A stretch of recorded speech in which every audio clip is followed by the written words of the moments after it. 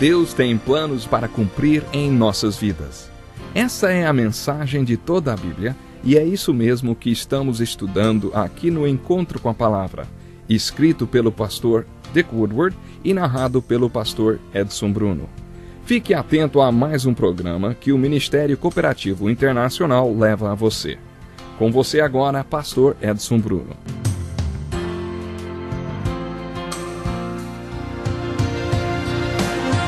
Olá, seja muito bem-vindo a mais um Encontro com a Palavra.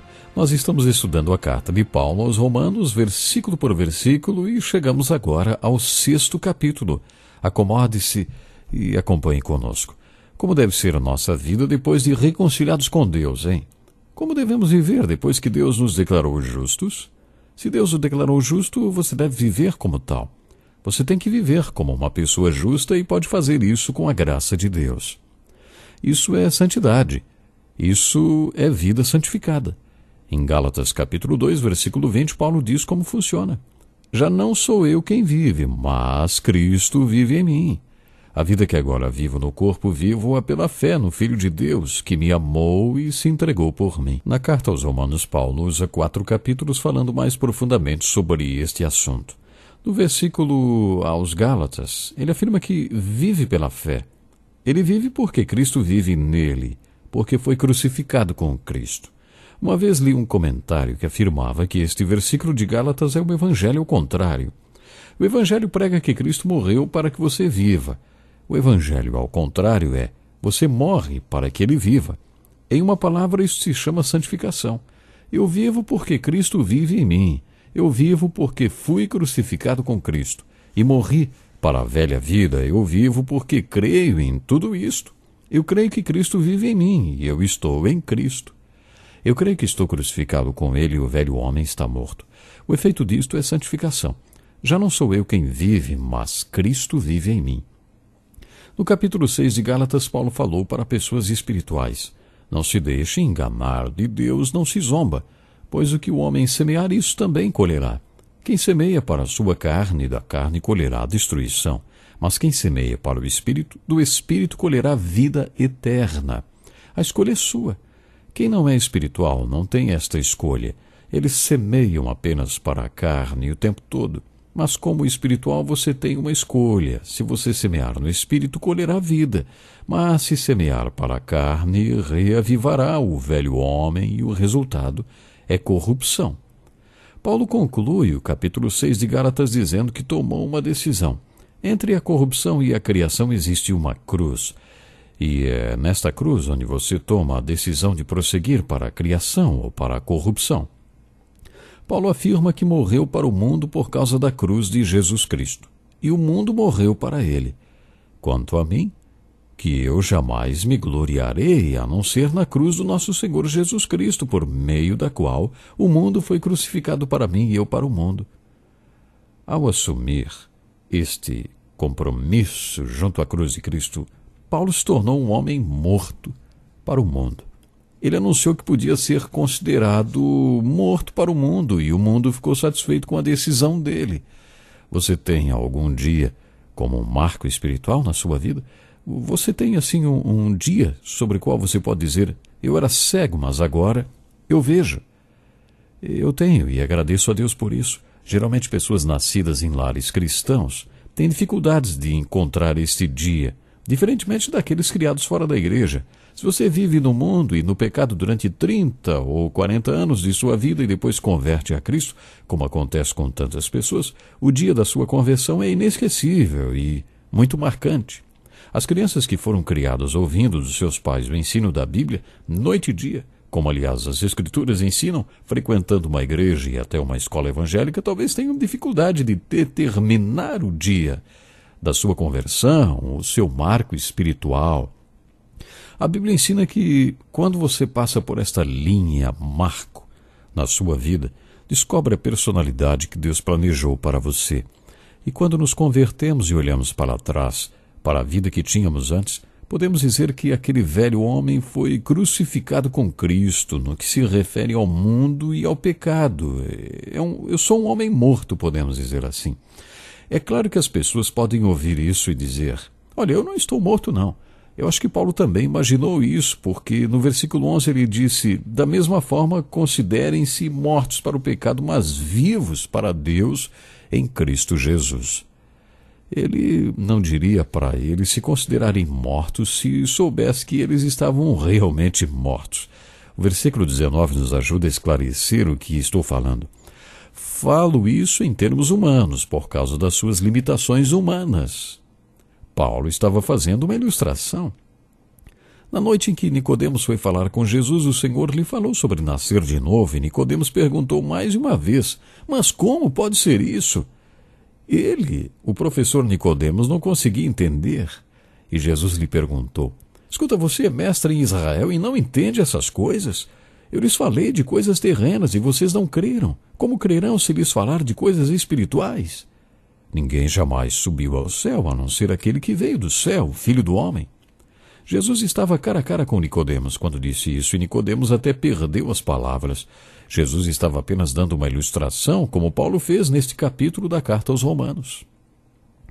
E que ilustração Paulo deu? Paulo também usou uma ilustração do dia a dia na carta aos Efésios, quando falou sobre se despir do velho homem e se revestir do novo homem. Ele até deu exemplos. As roupas do velho homem são amargura, indignação, ira, gritaria, calúnia, maldade. Paulo também citou as roupas do novo homem e exortou que nos revestíssemos espiritualmente. Essa também foi uma ilustração da santificação, de santidade. Paulo continua a falar sobre as coisas que ele achava que deveríamos saber.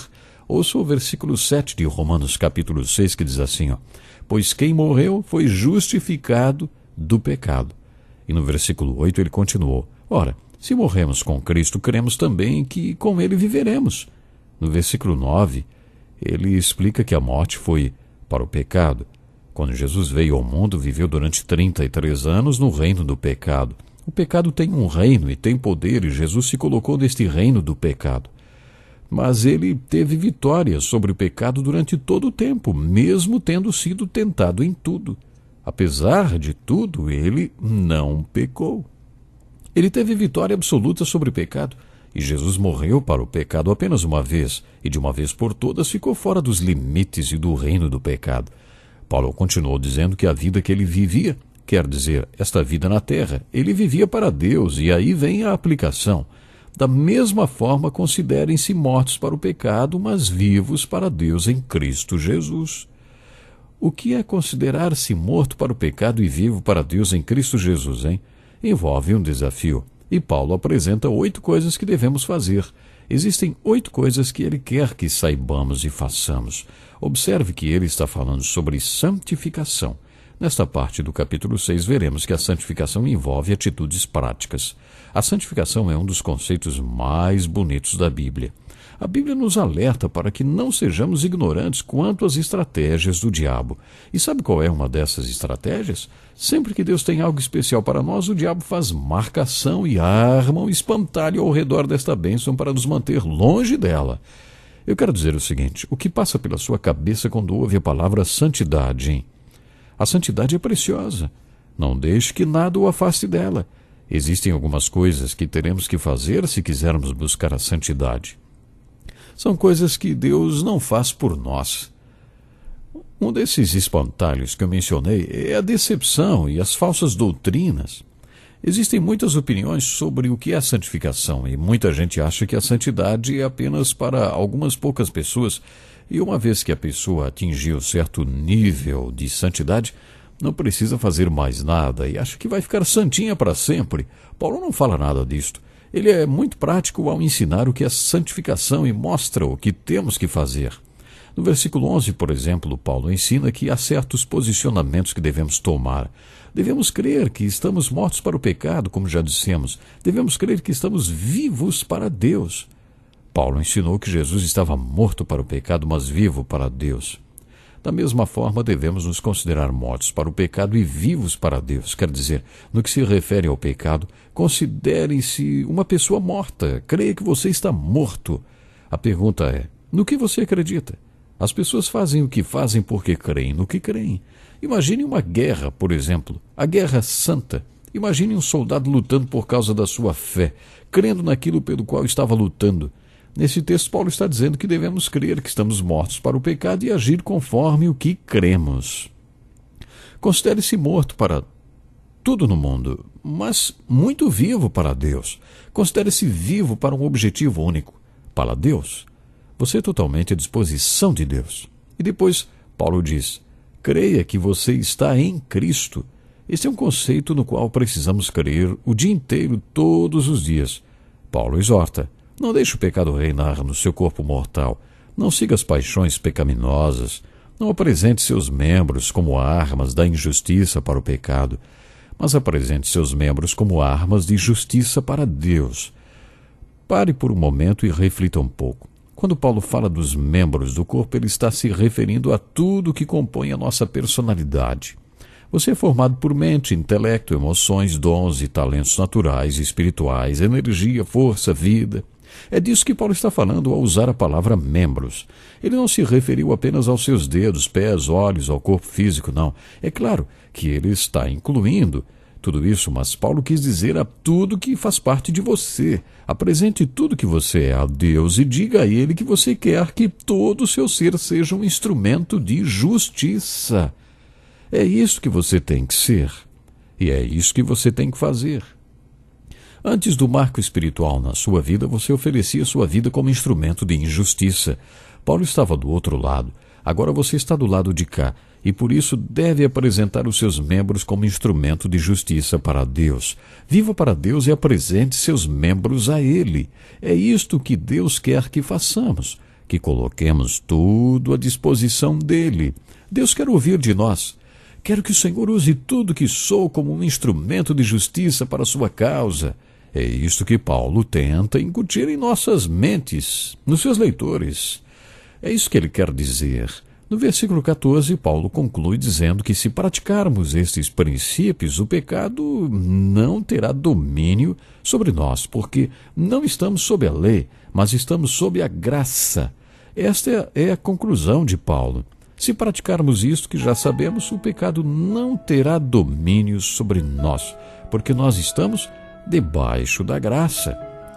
A segunda metade deste capítulo, Paulo faz a pergunta que ele sabia que seus leitores fariam depois de lerem que não estão sob a lei, mas sob a graça. Nós vamos falar sobre isso nos próximos programas e eu gostaria muito que você se preparasse para estar conosco. Continue acompanhando o Encontro com a Palavra, eu tenho certeza. Tem muitas bênçãos para você. Até o próximo programa.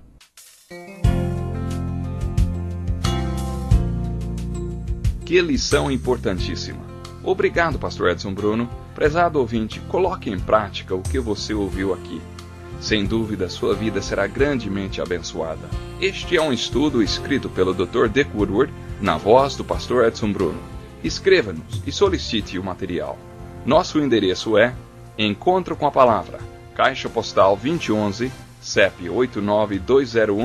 89201-970, Joinville, Santa Catarina. Até o nosso próximo Encontro com a Palavra.